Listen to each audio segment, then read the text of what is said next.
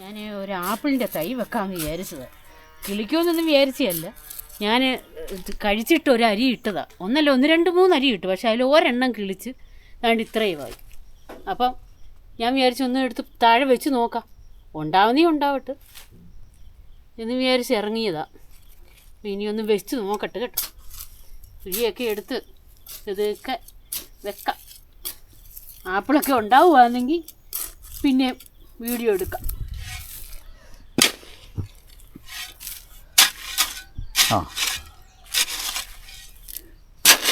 ഇതേ നമ്മളിവിടെ വെറുതെ ഒരു ആപ്പിൾ കിളിച്ച് വന്ന കാര്യം പറഞ്ഞല്ലോ, അതിനൊരു തടം ഉണ്ടാക്കുക. തടം ഉണ്ടാക്കി നമ്മൾ അതിനകത്ത് വളമെല്ലാം ഇട്ടിട്ടുണ്ട് നല്ലതുപോലെ. എന്നിട്ട് ഇത് കിളിക്കുമെന്ന് അറിയില്ല. നമ്മൾ യൂട്യൂബിലൊക്കെ നോക്കിയപ്പോൾ അത് കിളിക്കുമെന്നൊക്കെ പറഞ്ഞ് ഓരോരുത്തർ പറയുന്നുണ്ട്, ചില ഫാമുകാരൊക്കെ പറയുന്നുണ്ട്. അപ്പോൾ നമ്മളത് കിളിക്കുമെന്നറിയാൻ വേണ്ടിയിട്ട് നമ്മൾ തടമെടുത്തു. അതിനകത്ത് കുറച്ച് വീട്ടിലെ വേസ്റ്റും വളവും എല്ലാം കൂടി ഇട്ട് നിറച്ച് അത് കഴിഞ്ഞ് ഇപ്പോൾ അതിനകത്തേക്ക് ഈ കട്ടിയായി പോകാതിരിക്കാൻ വേണ്ടിയിട്ട് നമ്മൾ എക്കലുള്ള മണലാണ് ഇട്ടുകൊണ്ടിരിക്കുന്നത്. അതിനകത്ത് ആപ്പിൾ നടുന്നിടത്ത് വെള്ളം നിൽക്കരുതെന്ന് പറയാറുണ്ട്. പറയാറുണ്ടെന്നുള്ളതല്ല, നമ്മളത് കണ്ടതാണ്. അതിനകത്ത് ഓരോരുത്തർ അറിയാവുന്നവർ പറയുന്നത്, നമുക്കറിയത്തില്ല. അപ്പോൾ ഞങ്ങളിതിനെ ഒന്ന് വളമിട്ട് മിക്സ് ചെയ്ത് ഇനി ഒന്ന് ചെറിയ കൂന പോലെ ആക്കി അതേലാണ് ആപ്പിൾ നടാൻ ഉദ്ദേശിക്കുന്നത്.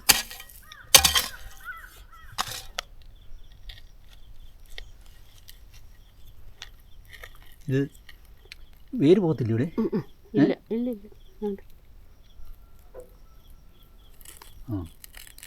ഇതൊക്കെ ആട്ട് പൊങ്ങട്ടെ.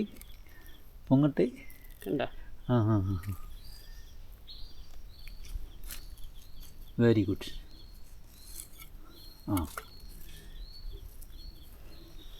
ഇത് നല്ല വളമാണോ ഇത്? ഈ ചട്ടിയിലുണ്ടായിരുന്നു നല്ല വളമാണ്.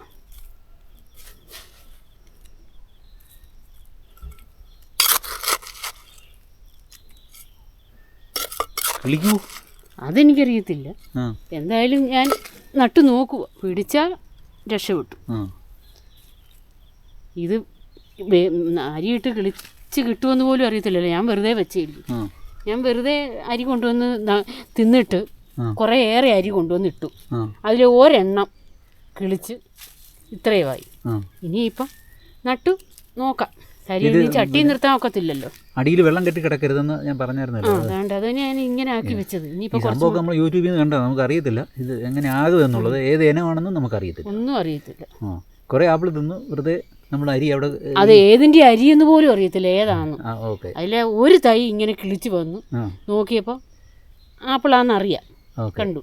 അപ്പോൾ അത് തന്നെയല്ല, ചട്ടി നിന്നതങ്ങ് നല്ലപോലെ വളരുക. എങ്ങനെയാ? ചട്ടി നിന്നങ്ങ് നല്ലപോലെ വളരുക. അപ്പൊ ഇനി അത് ചട്ടി നിർത്താൻ ഒക്കത്തില്ലല്ലോ, വലിയ മരമല്ലേ. ശരിയാ. അപ്പം ഞാൻ വിചാരിച്ചെങ്കിൽ അതിനെ ഒന്ന് താഴെ വെച്ച് വളർത്തിയെടുക്കാമെന്ന് എന്ന് വിചാരിച്ചുകൊണ്ട് എടുത്തതാ. ഇനി വളർത്തി നോക്കാം. ആപ്പിൾ ഉണ്ടാവുമോ ഇല്ലയോ എന്നറിയത്തില്ല.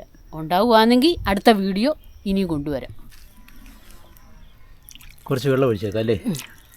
വെള്ളം ഒഴിച്ചങ്ങ് വെച്ചാൽ വാടത്തില്ല. കിളിച്ച രക്ഷപ്പെട്ടു.